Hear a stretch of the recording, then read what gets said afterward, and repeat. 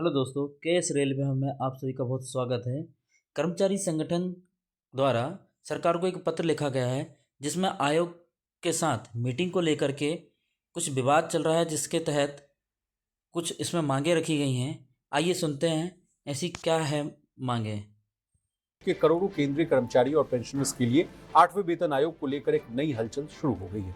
कर्मचारियों के सबसे बड़े प्रतिनिधि एनसीजेसीएम जो स्टाफ साइड के हैं, उन्होंने सरकार को एक अहम पत्र लिखकर जो है साफ कहा है कि सिर्फ वेतन आयोग की घोषणा कर देना काफी नहीं, बल्कि कर्मचारियों की बात जो है सीधे सुनी भी जानी चाहिए।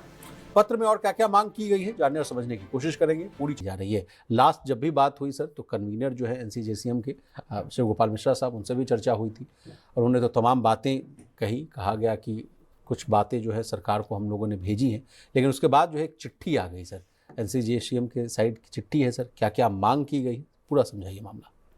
नहीं, देखिए, हम लोग लगातार इस बात का जिक्र अपने मनी सेंटर और दूसरे कार्यक्रमों में करते रहे हैं कि सरकार ने पिछले साल की शुरुआत में 8वें वेतन आयोग के गठन का तो ऐलान कर दिया, लेकिन उसकी प्रक्रिया जो है वो जिस हिसाब से चल रही है वो वाकई कई तरह के सवाल पैदा करती है। इतनी सुस्त रफ्तार से जो चीज़ें चल रही हैं उसके गठन के बाद, अब नवंबर में सरकार ने आयोग का मेंबर अपॉइंट कर दिया, आयोग के जो चेयरपर्सन है उनके नाम का ऐलान कर दिया। उसके बाद से अब तक का, अब आप समझिए कि मार्च चल रहा है और अभी तक इसमें इस काम के बाद का कोई प्रक्रिया अभी शुरू नहीं हुई। केवल दफ्तर अलॉट किया गया, बाकी जो कंसल्टेशन की प्रोसेस शुरू होनी चाहिए थी।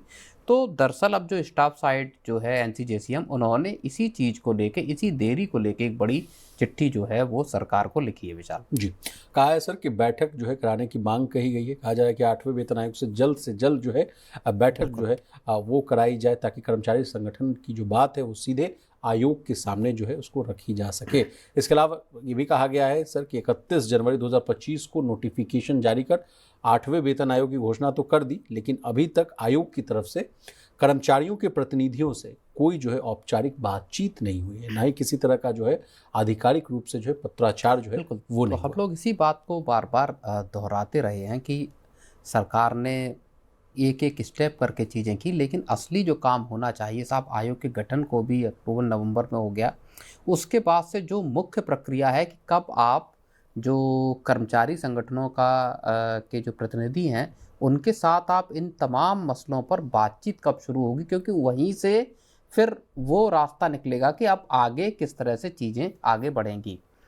और वो कंसल्टेशन की दरअसल प्रक्रिया ही शुरू नहीं हो पा रही, और इसीलिए इस चिट्ठी में तमाम जो पिछला 7वां वेतन आयोग था उसका भी हवाला दिया गया, उसकी चिट्ठी को इसमें मेंशन किया गया है, एनक्लोज किया गया है जो चिट्ठी लिखी गई है। और उसमें कहा गया कि साहब, जब 7वां वेतन आयोग बना था तो उसके गठन के बाद हमारे पास बाकायदा चिट्ठी आई थी और हमको जो है मई में 2015 में बैठक के लिए बुलाया गया था, 1-on-1 बेसिस पे। हाँ।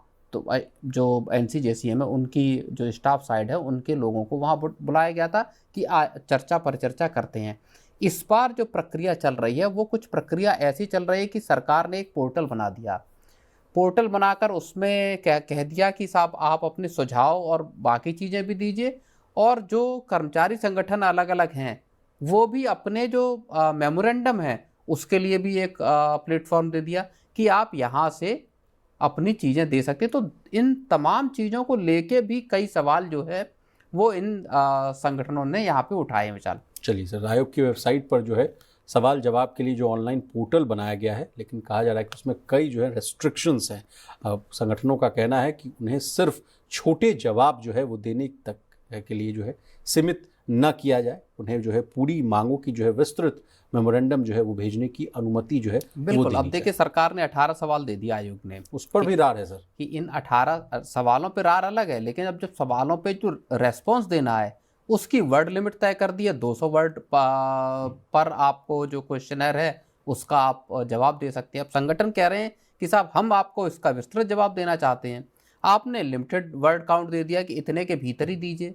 तो कर्मचारियों की तमाम जो डिमांड्स हैं उसको हम कैसे इन 200 वर्ड्स में जो है वो लिखते हैं। यही बात मेमोरेंडम के साथ भी है कि जो मेमोरेंडम के लिए भी जो प्लेटफॉर्म बना दिया है, कि बोले कि हमारे पास तो लंबी फहरिस्त है कि साहब डीए को लेके क्या होगा, फिटमेंट फैक्टर को लेके क्या होगा, मेडिकल को लेके क्या होगा, जो तमाम उनकी जो ग्रेवियंसेस हैं और डिमांड्स हैं उसको लेके हमारे पास तो लंबी चौड़ी फेहरिस्त है, आपने यहाँ पे रिस्ट्रिक्शन लगा दिए हैं। तो इसीलिए एक डिमांड ये की गई है कि आप इसको ईमेल और हार्ड कॉपीज़ के जरिए भी लेने को स्वीकार करें। इसमें एक मसला और भी है, एनसीजेसीएम का जो इनकी मांग है कि साहब ईमेल से लें या आप हार्ड कॉपी में लीजिए। दरअसल वो एक चीज़ ये भी दर्शाती है कि जो आप अपने पोर्टल पे मेमोरेंडम को ऑनलाइन लेना चाहते हैं उसमें किसने क्या भेजा, क्या इसका कोई रिकॉर्ड रहेगा। जो एनसीजेसीएम जो है उन्होंने ये भी कहा कि हमको कोई डायरेक्टली आयोग की तरफ से एड्रेस नहीं किया गया कि किसी भी कंसल्टेशन या मेमोरेंडम वगैरह के लिए। ये भी वो एक चीज़ को मान के चल रहे हैं कि साहब हमको आपको आमंत्रित करना चाहिए था जैसा 7वें वेतन आयोग में किया गया। तो जो व्यक्ति जो आपको आवेदन दे रहा है या जो संगठन दे रहा है उसका रिकॉर्ड किस तरह से रखा जाएगा कि किसने क्या मांग रखी, तो ये भी एक मसला है। जो संगठन भी अपनी मांगे रखेंगे वो किस तरह से आम जनता को बताएंगे। भाई आपका मान लीजिए संगठन है, उसमें सपोज मान लीजिए 5 लाख या 4 लाख कर्मचारी हैं जी। अब आपने पोर्टल दे दिया है कि इस पोर्टल के जरिए आपका मेमोरेंडम जा सकता है।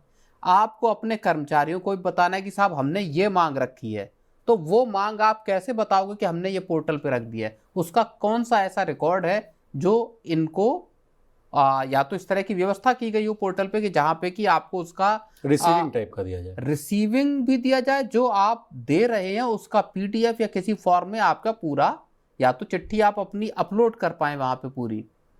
तो ये भी कुछ मुझे लगता है टेक्निकल चीज़ें ऐसी हैं जो जिनको के एड्रेस करना यहाँ पे ज़रूरी है। अब सर कर्मचारियों की मांग की बात हो रही है सर, तो जब हम लोगों ने कन्वीनर साहब से बात करने की कोशिश की तो उन्होंने कहा कि तमाम लोग जो हैं विशाल अपनी अपनी मांग जो है डायरेक्ट पहुंचाने की कोशिश कर रहे हैं। कोई 3.25 फिटमेंट फैक्टर और कोई कई डिमांड्स हैं सर, उनको लेकर भी उन्होंने कहा कि इसको जो है समराइज करने की कोशिश की जाएगी।